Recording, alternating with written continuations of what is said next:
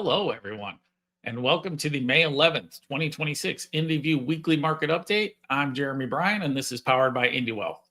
Today, we're going to get right into those hot button market issues. So let's get started. Let's start with number one here is that jobs data came out on Friday, and I think that was generally better than expected. The 100 plus thousand jobs, unemployment still at 4.3%.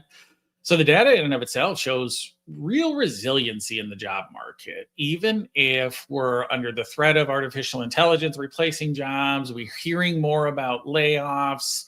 Some of the data is a little bit more mixed, the real-time data stuff, but from this in and of itself, I mean, the biggest contractor was actually, or the biggest reduction in jobs was actually from the federal government.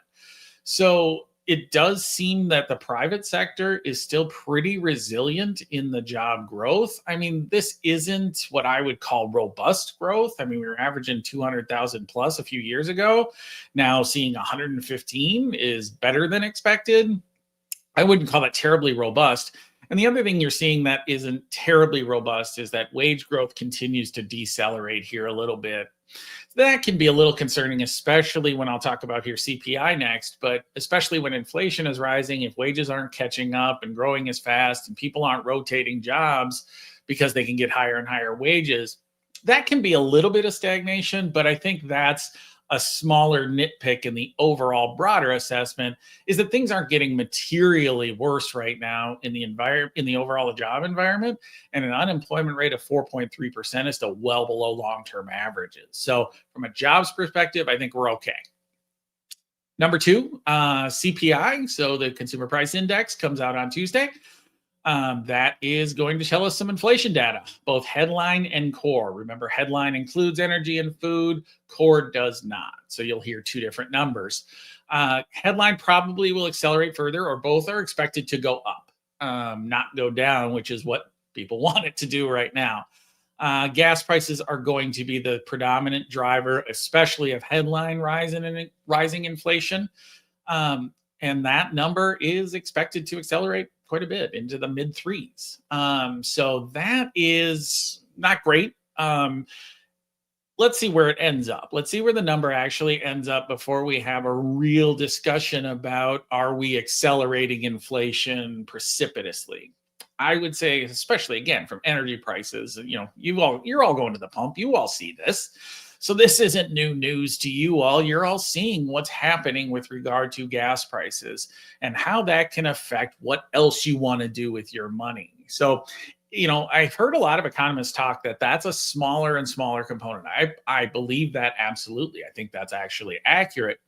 But what I believe a little less is its effect on sentiment, is that when you're putting $50 in versus now 70, 80, maybe $100 into your tank, it really does have a sentiment pressure on that and saying, man, that is ridiculous. That's expensive.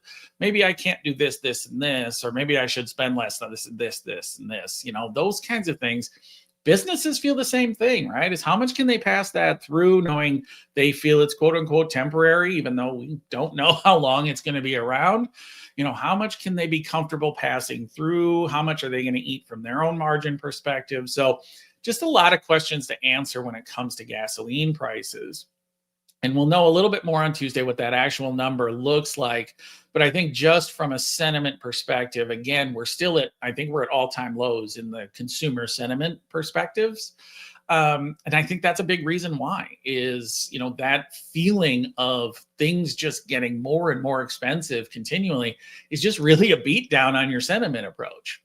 Again, it hasn't really permeated into an aggressive amount of difference in what we're spending. I think it has changed a little bit of what we're spending, but really you haven't seen a real compression in spending. So we'll see if travel especially is affected by this as we start to enter these summer travel months. But right now we see a lot of evidence that people aren't feeling great about it. We aren't seeing a ton of evidence yet that real behavior has changed in an aggressive manner. Number three, companies are absolutely crushing earnings. So as I talked about, with 1 and 2, again, economic data, a little bit mixed. It's not perfect, but it's resilient to okay. Inflation rising, certainly not good, but consumers feel pretty terrible right now. At least that's what they're telling us. So economic data is mixed. Company earnings, though, have absolutely been crushing it. So from the S&P 500's perspective, 89% have now reported. So we're pretty much through. 80% have beat on revenue and 84% have beat on earnings. That is, most companies, it's usually in the mid 70s that they beat on revenue and EPS. So most companies do actually beat their numbers because they've set them up so that they can beat them. But the 84% beat in earnings is the best since Q2 of 21. If this holds, right? We still have some companies left. Obviously, we've got 11% to go, but nobody so dramatically big that I think it can skew the numbers aggressively. So we're probably in the best area from an earnings beat perspective we have been since 2021. What's interesting here is that the amount they're beating by is that it's 18% above estimates on an aggregate basis. That would also be the best since Q2 of 2021. The average is 7%. So companies aren't just beating numbers and just getting slightly over hump. They're really exceeding these numbers. They're really outperforming what those estimates were. And if this holds, and again, it could change, but I don't think it's going to change aggressively with the remaining companies that are out there, is that this will be the 6th consecutive quarter of double-digit earnings growth. Again, a really good backdrop for the market is to have 6 quarters in a row of double-digit earnings growth. And we're expected to, at this point right now, continue on that pace for the rest of 2026. And what's interesting to me is that Q2 26 and 2026 estimates, so the estimates for next quarter and the estimates for the year, have both gone up and up fairly substantially since the beginning of the year. So again, if you saw my reports in January, I said oftentimes you see is that companies will come out and they'll be a little bit more conservative in their outlook. And so then people who do the estimates will bring numbers down. It's kind of a game that Wall Street tends to play at the beginning part of the year. In most instances, numbers come down a little bit from where they were at the end of the year. This has been a different story, is that companies have been really beating numbers and also guiding enough that gives people confidence that numbers are going to continue to go up in the near future. So from that perspective, again, what is my best correlation to S&P 500 performance over time is earnings growth. And we are in a very, very good earnings environment at this point right now. Again, these things can change. Economic data being mixed, and if sentiment starts to lead into spending, then that leads into companies starting to pull back, and then there leads to job loss.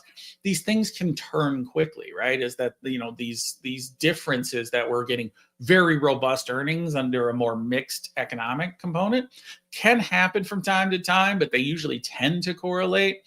So we'll see who ends up winning out. But right now, what you cannot argue is that the S&P 500 earnings picture looks really strong. Turning to number 4 on the personal side, we're starting to get some sunshine and some weather here in Minnesota that makes us feel like it's lawn time.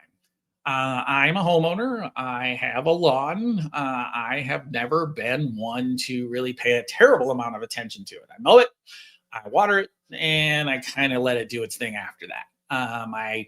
Over the past couple of years, I've changed a little bit. Last couple of years, I put some seed down, started to do those kinds of things. I think as your hair gets this color, it really starts to show that you care more about your lawn. I'm not an aggressive lawn person, but I'm getting there because I did buy a dethatcher this weekend, and I plan on dethatching my lawn. 5 years ago, I don't know if I could have told you what dethatching was. But now I know about dethatching, and I know enough to know that I'm buying one to dethatch my lawn. So be interested to hear your all comments on your lawn care tips and approaches, because apparently now I care about this more than I used to. So there's that. So thank you very much for joining us this week. Tune in next week where we'll have our next hot button topics. But until then, thank you very much. Take care.